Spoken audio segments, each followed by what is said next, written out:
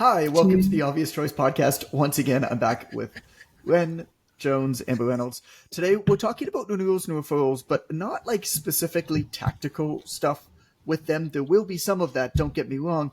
More so, how to build in a culture from the start when you're beginning to sell your thing so that it's expected and people know that it's okay to like refer you other business. Like this is how your business works.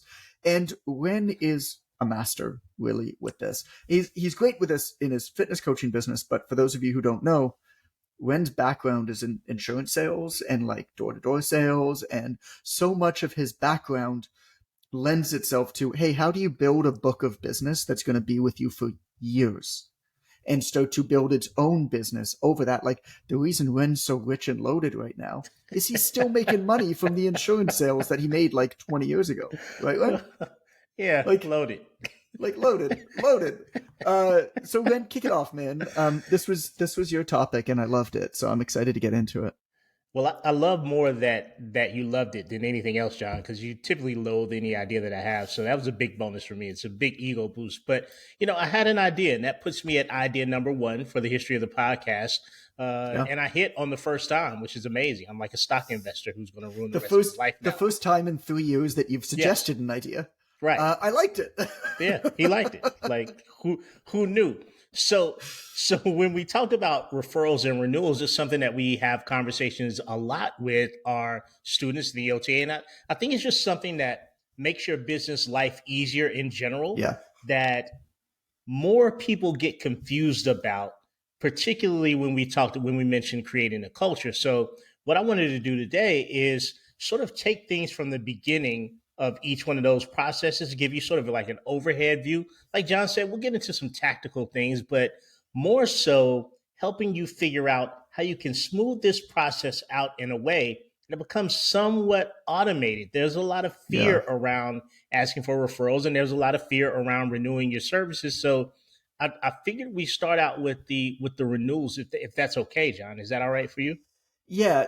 What I'll add to that really quick is businesses start by getting customers. Businesses succeed by keeping customers longer and by having your customers tell others about your business.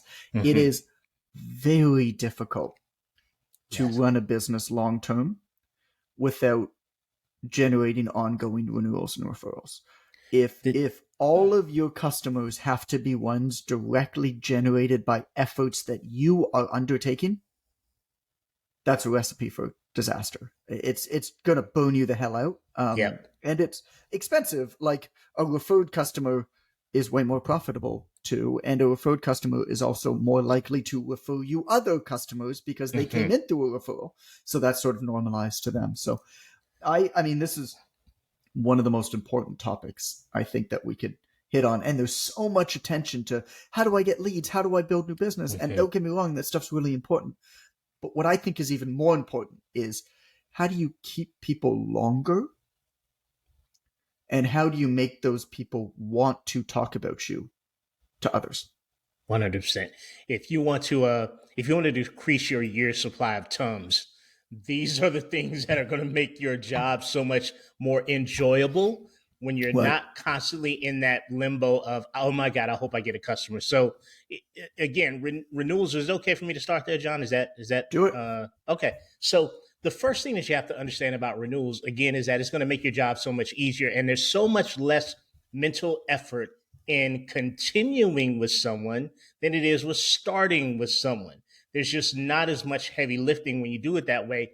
And if I were going to talk about renewals, I'd say the first thing that you need to do is you need to know that you need to make sure that your client, customer, whatever that person is, knows that there is some distance on the road.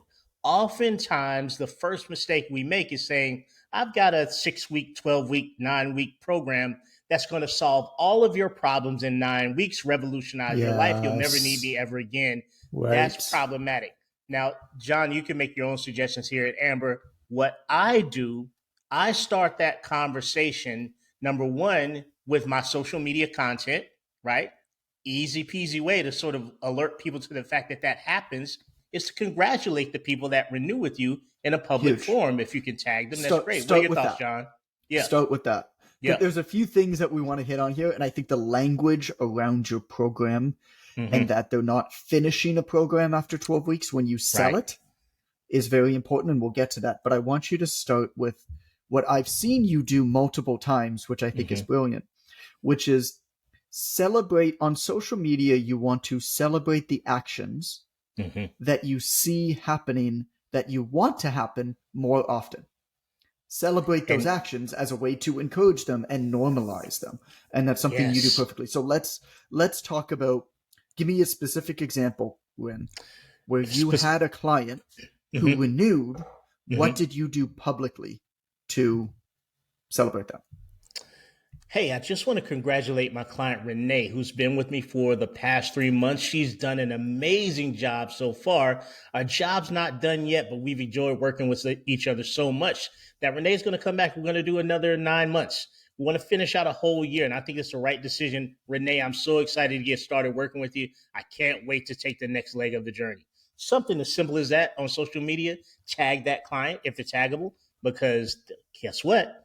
Her friends and family and peers and people considering it, possibly the people who never thought Renee could go the distance, they're going to be shocked by that. And they're going to be a lot more interested. This also funnels into the actual referrals, by the way, if you can't put two and two together.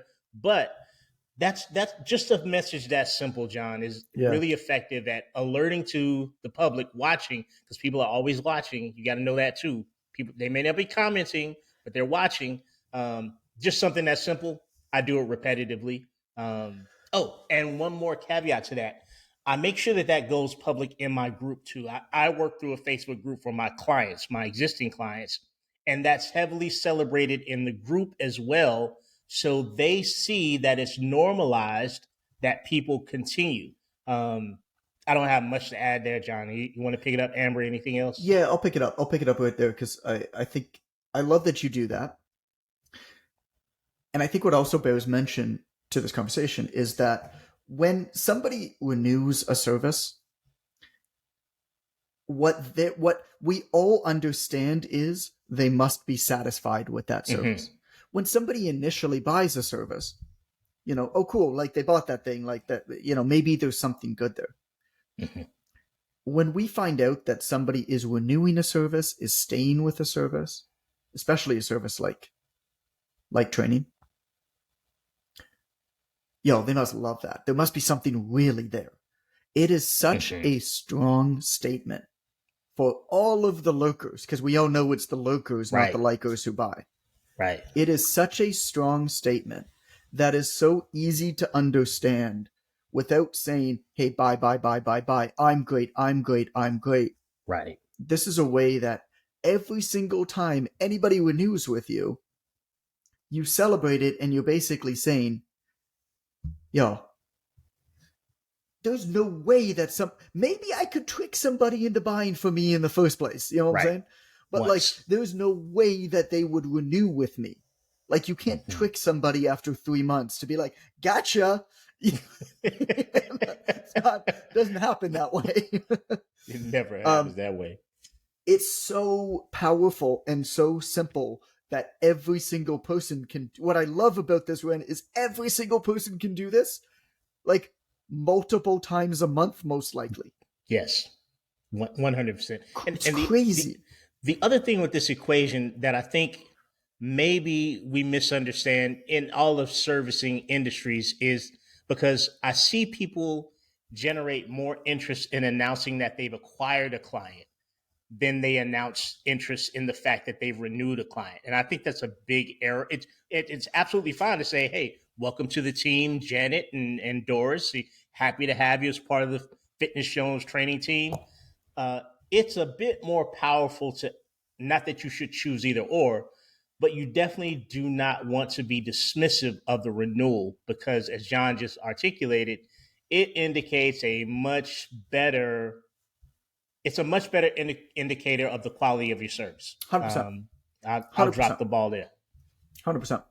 Amber, anything to add to this before we dig in? Yeah, I was thinking, I wonder, if this has a lot to do with like the coach's mindset, like a fear of asking for the renewal. Like it's less scary almost to ask for a new client, but a lot of times coaches I feel are so like worried about like the quality of what they do that they're too scared to properly ask for that renewal, especially because it does take such a long time for real results to happen. So when they like, well, my client only lost 5 pounds in 3 months. And so like in their head, even though they know better, Right. they kind of talk themselves out of doing a proper renewal process. And so I wonder if that's part of the discrepancy of let me focus on new clients versus let me focus on renewing what I have. You make a great point there, Amber, and you perfectly segued me to what I consider to be, it may not be number two. This may be 1A or 1B. And that's the fact that if you're going to renew people, you got to service the shit out of your client, man. Like, there's no way to do either one of these things without you giving above and beyond service. And another error that I see coaches make is we consider the quality of our service based on the physical result of the client. And while that's important, that's a big deal. Don't get me wrong. I've had clients lose minimal amounts of weight who wanted weight loss, but when they started, I sent them a foam roller and a Swiss ball, or I sent them a book about something that they mentioned, or their kid was going away to camp and I sent them a book bag, the type of book bag they described, and this is great for you. Like, there is so much room for, and Amber is really the GOAT here. Like, if we were talking specifically about that, but there's so much room for great showing up on time to a Zoom meeting, showing up on time to a telephone call, listening past the time scheduled if they're in a dire crisis, talking them off the ledge. All these things that happen in servicing make renewing and referrals a lot easier. And you can't look those things that in my mind, John, those two things it's like the right and left handle on the bicycle. Like they go hand in hand. You can't really have one without the other. But really think about what you're providing for your clients while they're working with you. That will give you some pretty good clues about, number one, as Amber said, why you feel rather ambivalent about going through a renewal process in the first place. And number two, why you may not be having success when you try to get a client into a renewal process. And I'll defer to the other folks here again. Well, I think so. So I saw a lot of penises yesterday. Well, there we go. That escalated. You need to share more. Yeah. We need more yesterday was my anniversary with Allison, and so I took the day off, and I probably saw at least 50 penises. Wow! Like what kind of gift did you give her for your anniversary? maybe closer to 100 penises. Wow! We ended up at the only nude beach in Toronto. There you go. Of course you did. Yeah, that'll do it. A lot of penises at this beach. Not as many vaginas. Right. Some vaginas, a lot more penises than vaginas. There was one point where there was like, oh my God, this is funny. There was like 5, maybe 6 friends, and I don't know what religion they were, but the men were wearing head coverings and the women were like all covered, like regular clothing, but they were all covered. And they went into the water with all of their clothes on, like at this nude beach. And it was funny because the penises, right? And so these people did like an hour photo shoot. Wow. And they would just like naked people or the clothed people? Well, so that's the thing. Like, some of the naked people went up to them and they were just like, "Yo, you can't take pictures here." And they were just doing this whole photo shoot because I guess they thought it was funny, or maybe they were tourists. I don't know. But at one point, this like old butt ass naked hippie guy just ran behind their photo, just spread eagle and just photobombed it, and then walked right beside one of them and just threw his arm around his shoulder and showed him, was like, "Let me see the picture." Oh my God. Anyway, lots of penises. And so the way that I'm segmenting this into the conversation is, please tell us. We're dying to know what you're about to say. It didn't. I mean, I didn't really like. I don't even know what a big penis or small penis is, but Right. when you show up with the right amount of confidence and like bravado and comfort in what you're doing, you don't even notice somebody's penis. This is true. I guess. Does that work? I mostly just wanted to tell you guys that story. I'll be honest. You never need a reason to tell us a story like that. Just do it. Right. Yeah. That was amazing. Well, Dive into it. It was. I mean, it was a fun place. It was a pretty fun place. Like we weren't naked. Allison was topless. That was pretty sweet. But we weren't naked. But you know, and not everybody was. But it was just everybody was having fun. Mm-hmm. Like everybody was like talking to everybody. It just didn't matter, right?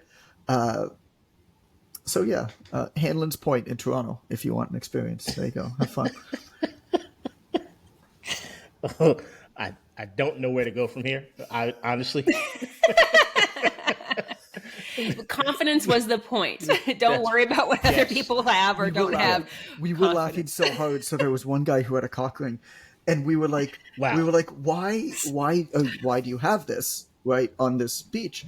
And then we were like, so a lot of them were just walking back and forth, and I think it's a very like super gay friendly area. Like it's known that this is like a very gay friendly area, and I think they were just like kind of showing off, like trying to meet people, right? And so they were just walking back and forth, but like one of the guys had a cock ring, and so we just kept laughing. We're like, maybe this is like an Oura ring to like measure his steps. There's this new trend about wearing a certain type of ring while you're out and about to indicate that if you're single and open to dating. Yeah. And so I wonder, is that what that is? If you're wearing that, it means you're open. Penis version. I mean, did anybody helicopter? Like, I really kind of need to know. Did anybody helicopter? Like, that's the only thing that I would kind of really expect. What is that? You were so full of it. You were so full of it. You don't know what that helicopter? Is that like when you like fling it around? No, I didn't. Yes, you make it. Yeah. I mean, I can make. Nobody did that. There was a volleyball game, but nobody did that. Nice. Check. So language. So language, retention, referrals. Ours or yours? Oh my gosh. I never thought I'd be on a podcast where somebody said cock ring. Can I just put that out there? Like, it's not the weirdest thing we've talked about. Let's be honest. It's not the weirdest. It's just, I could never have imagined that any subject would come up that would present that word on the podcast. And I'm sorry, Alice and I were thinking of a whole bunch of different names for it. Like Aura Dick. I like it. We weren't that creative. When you balls, whoop balls, you have to say it like a whoop balls. When you're communicating your program to people, it is very important to avoid using definitive ending language. Mm-hmm. And this is how you talk about the program in the beginning. Like, yes, you could talk about a transformation, and the whatever this program is, 9 weeks, 12 weeks, or whatever it is, but there's no end date to like health. Mm-hmm. But the way that we communicate these programs, if we don't think about it a lot of the time, knee jerk is to give it an end date. Mm-hmm. Is to say, oh, after 12 weeks, all of your hopes and dreams will be fulfilled, and you're done, and you can just go to Hanlon's Point Beach and sit on a Monday afternoon and 10. I mean, you must get burnt. I don't know. Anyway, so I just wouldn't know what to do with my hands. Like, I got no pockets. Like, what do you do with your hands? Yeah, I don't know. You swing them. I guess. But it's also in how you communicate the calls. Mm-hmm. So there was an episode where I did a consult for a large training company. They have like 17, 18 online trainers. And Amber, do you mind finding that episode number? This is the one where I did that consult. Because we'll recommend it. It's a good episode to listen to, where I plugged a lot of the holes kind of in their systems. And we talked about referrals and retention as well. But one of the things that I picked out is they were having a hard time retaining people. That was one of the main things that came. They're like, yeah, we can acquire customers, but we weren't retaining them. They weren't renewing. I was like, okay, well, and we went through the whole program. And at the end of the session, I can't remember what they did, whether it was 8 weeks or 12 weeks or something. At the end of the package that the person bought a week before, they do a graduation call. And the graduation call is where they try to renew them. I was like, well, this isn't going to solve all your problems, but y'all can't be calling that a graduation call. Right. Like, call it a checkpoint call. Mm-hmm. Don't call it a graduation call. Graduation connotes that you're done. You finished the thing. You graduated. You're moving on. You're living your life. Don't call it a graduation call. So the names of these things does matter. And it matters in as much as how you communicate to the client. It also matters in so much as how you think about them subconsciously. Mm-hmm. I also think that it's very important very early on to renew clients as soon as possible. Mm-hmm. The most common time that people try to renew people is either when they've finished a program or just before they're about to finish a program. When you know the best time to renew somebody is? They start at the beginning. When they start on day one, or when they've had their first win. Activation. And their activation point. Their activation point is very rarely a physical win. Mm-hmm. Somebody says, oh, so-and-so said that, I looked more energetic today. I feel great. And they say that to you. Or, I put on my pants and they're loose around the waist. Whatever. The first time that they come to you and they say something like that, even if it's like a week in and you've signed them up for 3 months, you just jump at it, right? Because they'll probably send you this in a text or something like that. You jump at it. They're like, holy shit, Janice. Janice, let's get on a phone call right now. I want to hear more about it. And you get on a phone call with Janice. And you say, Janice, tell me about it. Oh my God. Who else was there? Holy shit. So they said that? Yeah. How did that make you feel? And you like amp it up and you get him to like really sit in this like amazing moment. And then you take a step back, and how you say this makes a big difference. And you almost lean back in your chair and you're just like, if all this happened in a week, can you imagine? Can you imagine what might happen a year from now? Have you thought about that at all? And then you start getting into a long-term change conversation. And you say, would you like to talk about what a plan like that might look like? Mm-hmm. And you start to actually build a plan for a year. It's very hard to get somebody when you're first signing them up to sign up for a year. But after they've worked with you for a week or two, once they've had this activation point, they'll sign on for longer. In a lot of cases, even if they don't sign on that time, because they might not, you're starting that conversation that this doesn't end at 3 months. And hey, we have so much more work to do. To me, you can't get anybody really meaningful change in 90 days. You might be able to get them ready for an event, for example, especially somebody who's already fit and active. Mm-hmm. They want to put an extra push on for an event that's coming up, a wedding, a vacation, or whatever. But you can't really get them long, meaningful change after 60 days, 90 days. To me, the goal of an initial program is to get them some results they're happy with, help them take a step in the right direction, but really foster a belief in themselves that allows you to dig in and do the real work with that person, gives you permission as soon as possible. If you think about it from a client-centric standpoint, if you're doing a 90-day program, that's a 90-day program, that's a 90-day program, and then at the end of 90 days, you try to renew them for, let's call it another 9 months. Well, those first 3 months have to be siloed, and then the next 9 months continues.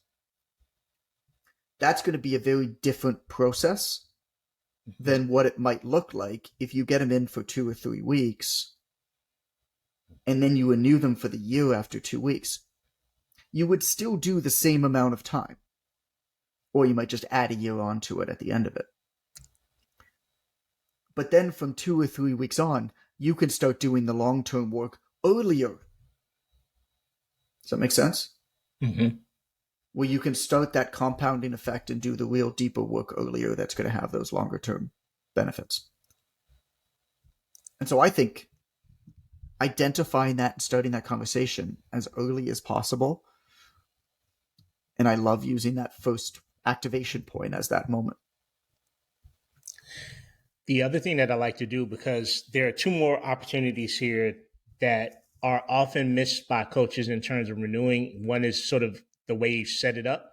And the second one is indeed the language. Number one, because I do a kickoff call with my client after they enroll, there's a period of time where I have an initial call just to set the stage, right? As I like to ask them about a few things that they've got going on, to just dig down on the goals again. But in that kickoff call, I will use words like, so our initial 12 weeks, here's what we can expect. And, over the course of time, we'll judge and see where we're going. And we need to make any changes we can. And then we'll figure out a longer term plan based on what we learn together initially. Like I'm having that conversation using that type of language to let them know, hey, let's already get in the mindset of understanding that when we start this, we're going to observe, make changes, and there's life after the first 12 weeks. And there is you call it what you want to, a continuation, legacy, et cetera, et cetera. The other thing that I think is problematic is having a different type of call for your renewal call. You should have some type of checkpoint, like Jonathan said, maybe after month 1, month 2, month 3, and then month 3, you're just extending the conversation. If you haven't gotten them into that renewal conversation at an activation point, it's not a unique and different called out type of call that you're just continuing to do what you always do.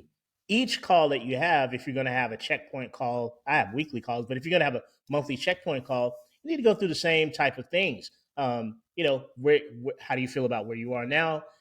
Any changes that we need to make? Is there anything I can continue that you love? Anything I can discontinue that really doesn't work for you? What do we need to get accomplished over this next month, right? At month 3, I just say the same stuff. What do we need to get accomplished over the next month, right? Because I've already mentioned the legacy portion in the kickoff call. You've already seen my social media people continuing. You've seen it in the context of the group that people keep going. And I'm running on assuming a close, which is, insurance agents tell you about this stuff all the time. But I'm assuming that you're going to continue. I'm confidently assuming. So what do we need to do in this next month, right? And we'll get the goals down. We'll talk about that. And then I'll say, okay, so here's how it works to go into the next month. Is it okay if I tell you a little bit about how we keep this thing going? Oh, yeah, sure. And I explain it. And it's the easiest enrollment that you'll ever have if you've done all the other things that we talked about. But if you haven't, you're going to have anxiety. You're going to be riddled with anxiety as they phase out of your initial program. Because like Amber said, you're going to be so focused on getting a new person. Right. I need new people. You just don't want to be in that position. That's my other 2 cents. Yeah, man. It's what exhausting. I like about that approach, right, is we're not creating this like panic moment. Hey, do you want to renew? And then like our mind immediately, like my family like automatically says no to everything. Like that's just kind of the way that we're built. But that's a knee jerk, isn't it? We don't know the answer. Mm-hmm. And so it's a no. We haven't thought about it yet. Yeah. And so Ren is kind of slow boiling them a little bit. Again, because he's assuming, he's gently walking them into a yes, right? And so it's not creating that panic moment of like, oh shit, I have to make a decision right now. It's okay, so here's the next thing. Okay, so in the next month, I can see this, I can feel it, and it's not creating that automatic panic moment of I need to make a decision. It's gently walking them to it, and it makes it so much easier for them to say yes because of that. I want to say something, and I want to see if you two guys agree with me here on this statement. It's a definitive statement. I believe the very worst thing you could ever do in terms of renewal is surprise your client with the thought of a renewal. Yeah. As you introduce that you have an opportunity to renew it. Like that's the worst thing you can do is allow the first time that they ever hear the concept of renewing to be as you try to renew them. That's problematic. Everybody's anxiety is high. It's just it's not a good conversation. My anxiety is high thinking about it, but I've also done it. 3 stars, do not recommend. It's terrible. It's a terrible feeling. I'm anxious all freaking day long. And again, I started there. I learned my way. I learned better through the Online Trainer Academy and OTM, but just don't do like that. Cannot be the first time that they hear that there's such a thing as a renewal. It's like telling your mom the day before the field trip that she needs to sign a permission slip. Like you're in it bad. You're gonna get. What Why do you haven't I heard mean you about need this? a $20 bill in an envelope? Right. Right. We're having cupcakes tomorrow at school, Mom. I told him you baked them. So what have we hit on here so far? We've hit on the importance of celebrating the action that you want to happen more often. Mm-hmm. When Ren gave that great example of anytime one of his clients renews, he writes a post about it, that they renewed, and celebrates them that they renewed. Puts that in his Facebook group, but also on his social media feeds. For all the lurkers, like these posts are not going to get a lot of likes necessarily. And so this is where the difference between content that serves your business and content that does good because it's content are very different. And it's kind of a mind game a little bit. Mm-hmm.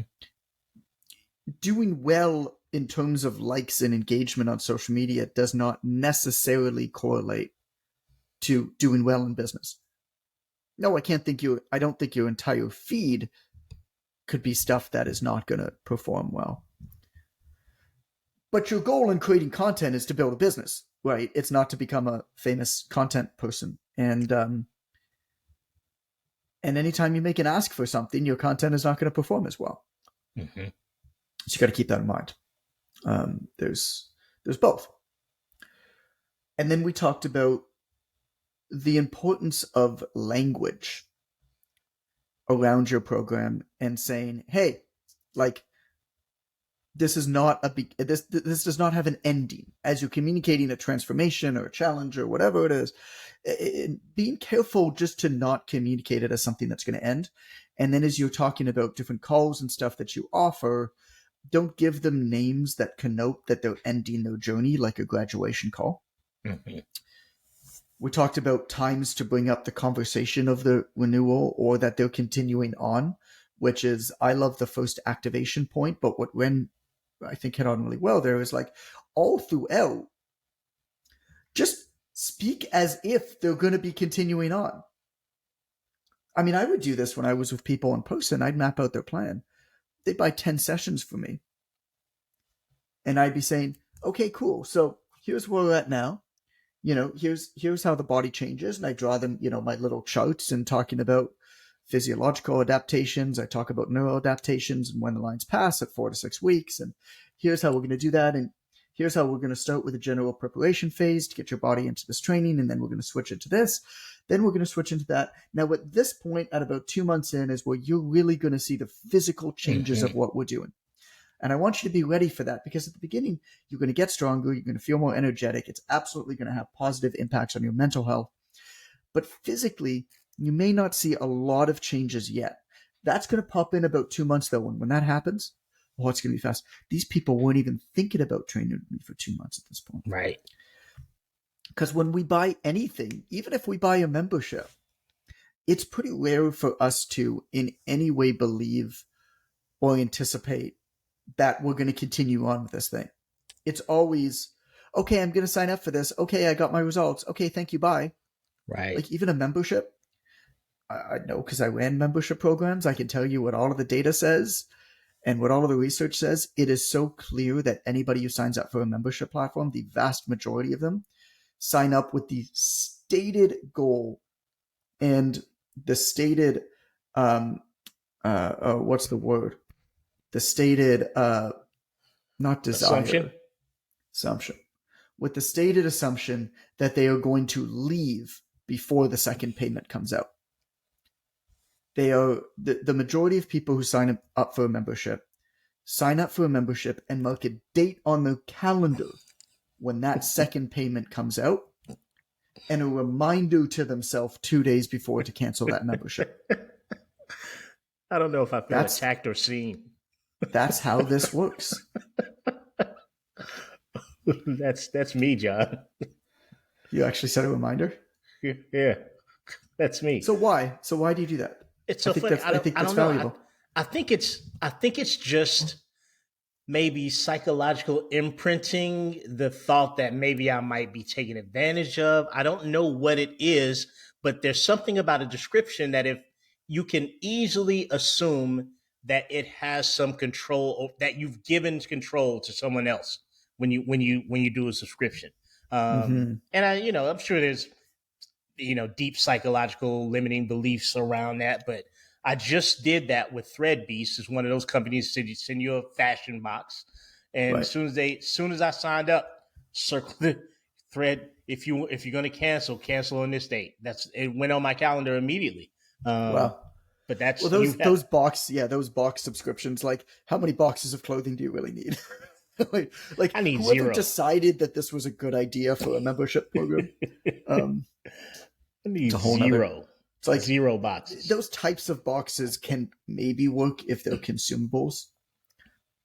Like, there's a bunch of like supplements and stuff that have done them. Or the best ones that we have, Len, you might not be aware of these. Amber, you might, I'm not sure. But we have one called KiwiCo. There's a few here where it's like kids' little science experiments.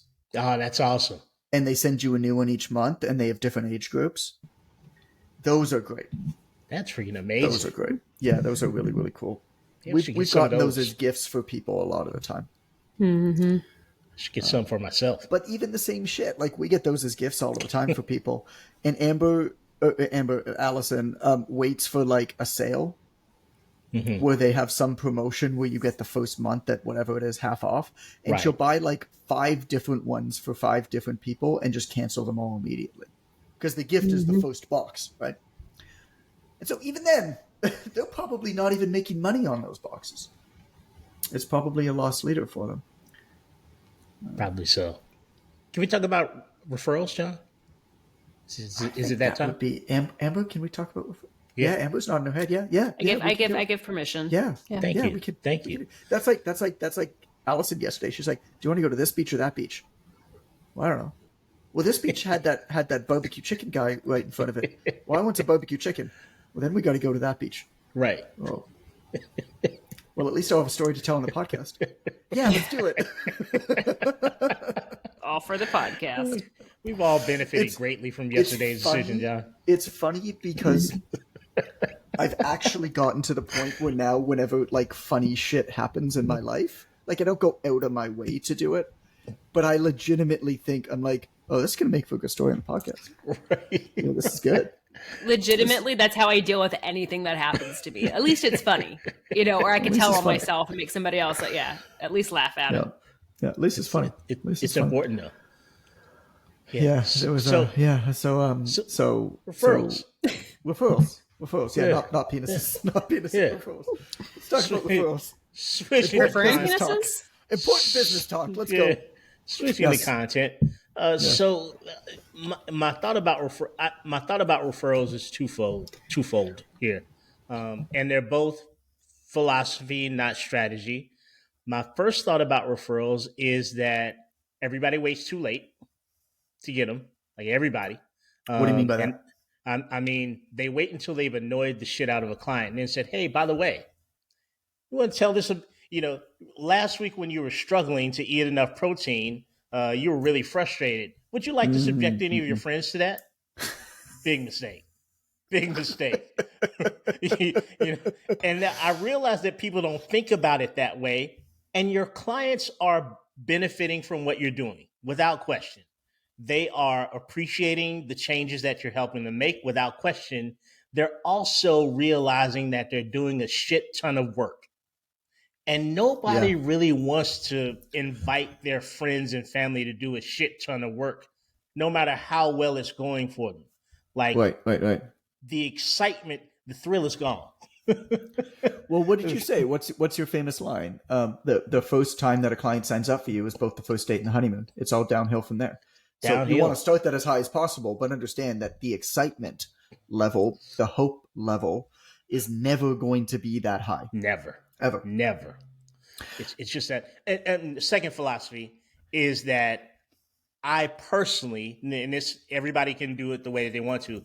I personally do not like to incentivize clients for giving me referrals. It's not something that I do. I've got a whole cycle, and not that it's wrong. It's just not something that I do.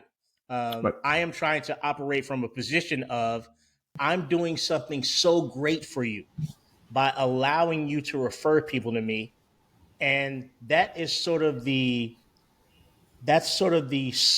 swagger is not the right, but that's sort of the swagger that I bring to the referral conversation, because I personally feel that I may possibly devalue it by incentivizing the person for the purpose of getting a referral. That's not to say that I don't incentivize clients. Like I do the gifting as they're doing the work, not for giving me something. I do it in a celebratory manner of look at what you're accomplishing for you. Yeah. For me, that feels good. Giving a gift for what they may be accomplishing for me feels like I've devalued it, and it's not as important.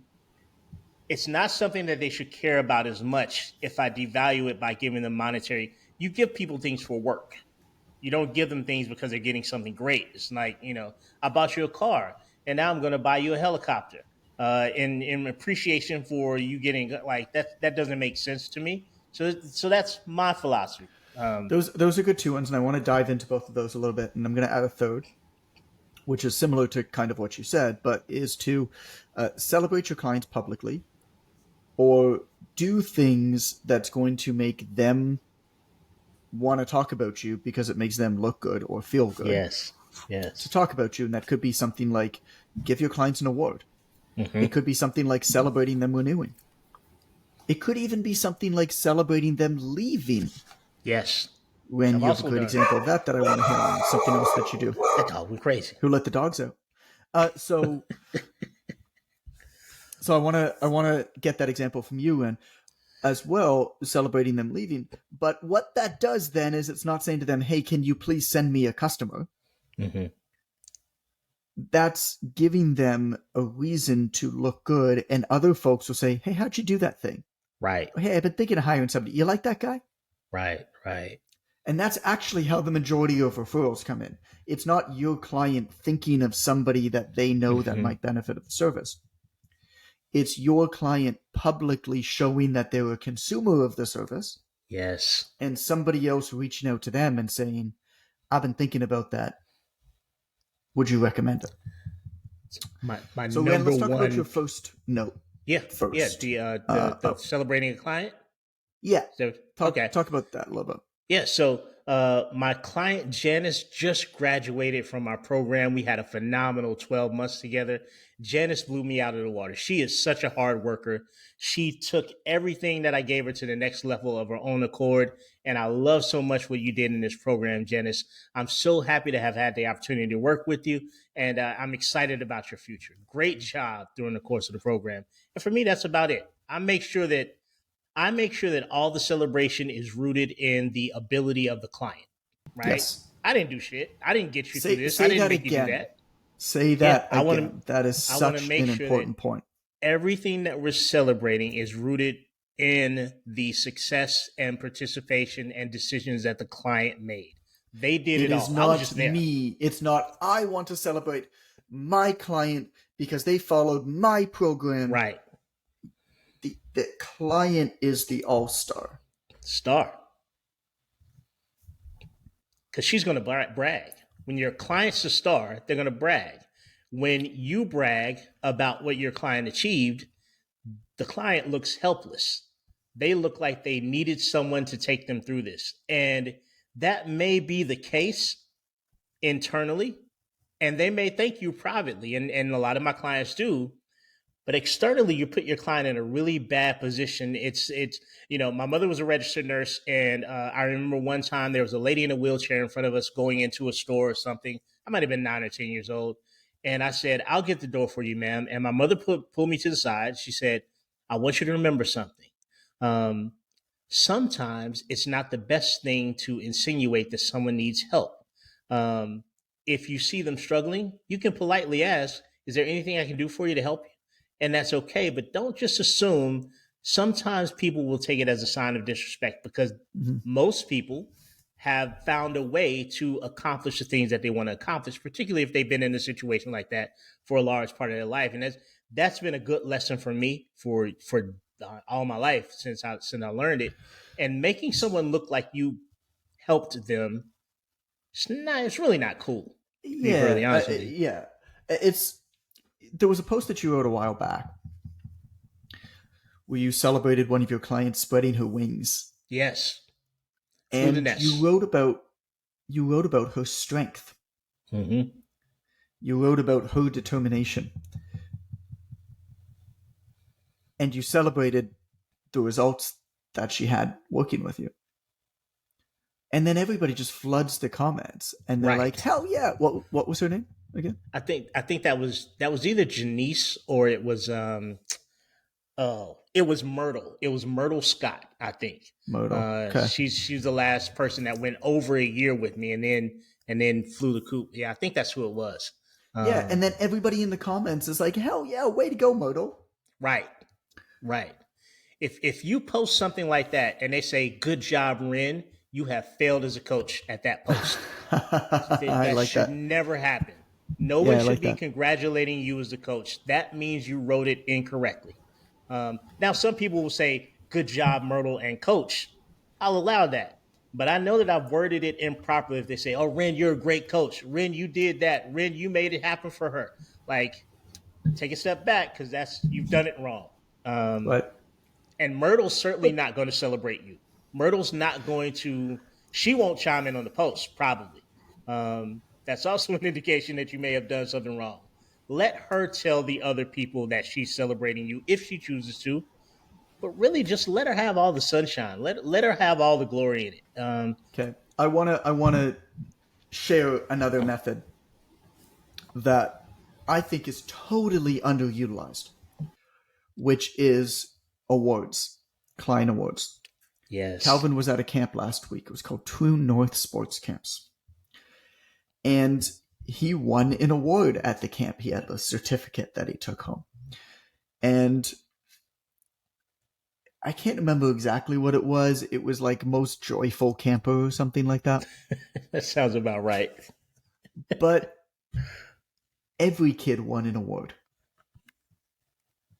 Every kid got something based off of who they were and what they brought to the table at the camp. And every single kid had that certificate and showed their parents, and we were over at my parents, and so he showed his grandparents, and my sister was there, and they were like, "Oh my god, congratulations on the certificate." Now, I mean, it's a summer camp, it's a kid, but there's no reason that you can't come up with an award for each one of your clients. Like if you've got like 10 clients, let's say, shit, give all of them an award. Yes. Yo, I you did were the something most like this. Sorry. dedicated this month. You fought through the most adversity this month. You whatever. Go ahead, Amber. So I had a program at one point, and so this is like high school superlatives, right? Like class clown and whatever. And so I did something kind of like that. Like in the group where they got, group support every month, we would do like queen commenter or whatever. And so they would kind of fight for that spot, right? And so every month it would change out to whatever that superlative was. But everybody ended up with some type of thing to kind of brag about. It's such a fun way to show personality too, Yes. and to everybody joins coaching to get to some kind of self-actualization, right? They want to Hmm. be some way, and this transformation helps him get that way. And so Ren's post is the perfect opportunity for him to highlight that she is well on her way to that image that she's actually buying coaching for. Yes. Right. And so it just kind of further cements that, oh yeah, I'm not sure I lost weight. Sure, I'm looking more toned, but man, like I felt amazing when I had to give a presentation at work and I didn't think about my belly, hanging out of my pants the whole time, like that's the point. And that's so important. You want long-term sustainability in your clients' results. Alert their audience to the fact that they've become this type of person, and that awareness around them in their environment of who they are now perceived to be, they'll work out for years after they work with you, man. That's years. The perceived value, right? That's where price means nothing at that point. 100%. That's a really good, and people love awards. It's like, that's why I was talking about it more in terms of referrals, right? Yeah. People love awards. People go through a 6-month certification process, get certified, and what do they bug the shit out of you about? The certificate. When's my certificate coming? Is the certificate mailed? When can I get a certificate? Well, see, like, people just love acknowledgement. It's such an easy way. It's just so easy. I digress. Yeah, I mean, I'm always thinking about, like, how can I make somebody else look good and still achieve whatever my goal is? And that's not like Machiavellian. That's just a win-win. I mean, what's the outcome that I want, that I need? Okay, cool. Well, the best way to achieve that outcome is to give other people what they want or what they desire. And social equity, self-worth is like one of the main pieces of that. Purpose is one of the main pieces of that, in addition to the results, of course. But if you want somebody to talk about you, figure out a way to make them look good by talking about you. And a fantastic way to do that is through awards. Like, they won an award, and maybe they'll share a picture of it. Like, mail them something. Like, don't email, don't like mail them a certificate with their award. Yeah, they might take a picture and share it. At the same time, you create a post and celebrate them and tag them, and other people will come in and start congratulating them. Like, that is how you get referrals. You don't get referrals by telling somebody that if they send you a customer, you'll give them a fucking gift card to a coffee shop. It's just not how it happens. Said that with such malice, I felt it. What's the story that you told a long time ago, John, about they did a test about asking someone to help them move boxes when they did it purely for the ask versus being paid? Do you remember that story? So this goes into, there's two types of norms that exist. There's social norms and economic norms. And intuitively, we understand both of them. And neither one is better or worse, but when you conflate the two, you run into issues. And I'll give you two examples of, one is that thought experiment, and the other one is a real example. So the thought experiment that you're referring to, Amber, is there's a guy, we're all jacked and strong and stuff like that, so we all get it. Dear listener, I'm complimenting you. Good thing for a podcast. You look good today. Somebody is, sitting there with a flatbed truck, and there's a TV on the ground, and you're walking by. And they say to you, hey man, if you got a minute? Like, I really need some help just getting this TV up onto this truck. Of course, you'll help them. Like, that's just, you feel good doing it. Now imagine that same person said, hey man, look, you got a minute? Look, I'll pay you $5 if you can help me with this TV onto this truck. It feels kind of weird, doesn't it? It's because the social norm is, yeah, of course, we're humans. We'll help other humans. Like, it's not a problem. The minute that they introduced an economic piece to the transaction, all of a sudden it became an unfair trade. Like, they're not paying you for your labor. Well, the same problem happens with referrals. Intuitively, a client knows that if they send you a customer, they're sending you a customer with hundreds, maybe thousands of dollars, and you're going to give them a relatively inconsequential amount of that back in the form of like a gift card. That's a shitty economic transaction. And so it's really important to maintain it as a social norm and not introduce an economic piece to it. The other example, Amber, had to do with a daycare in Israel. And this is, I think Dan Ariely tells this in Predictably Rational, one of them. But the story is there was a daycare in Israel, for any parents, you'll get this, which was having a problem where parents were picking up their kids late. And that's a big issue for the daycare because then the workers have to stay later. Like, it's not fair for them. They probably often have their own kids that they have to go get. It's just not fair for them. And so as a way to solve this problem, the daycare instituted a fee and said, if you pick up your kids late, you have to pay this fee. Well, it had the opposite effect. Now, parents picked up their kids later more often because all they had to do was pay a fee. What happened was that the daycare mistakenly introduced an economic norm in a social situation. As parents, you feel bad making these workers stay longer, and so you're going to rush to pick up your kid.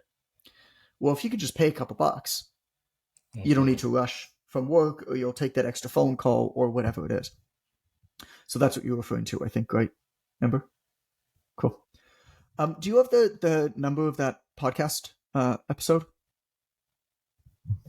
I do. It's episode 40. Episode 40. Fixing holes in a successful online training company. Cool. So if you're looking for another episode to listen to after this one, I really recommend that one. This one, we talked about a lot of these concepts in theory, and we gave some tactical stuff for renewals and referrals.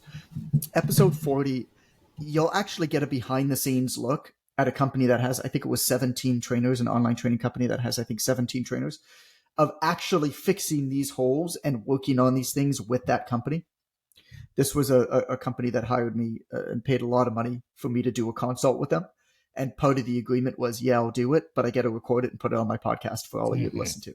So that's episode 40. If you're looking for another episode to listen to, behind the scenes, you get to look, stuff you don't normally get to see with these types of things. Episode 40, fixing the holes in a successful online coaching company.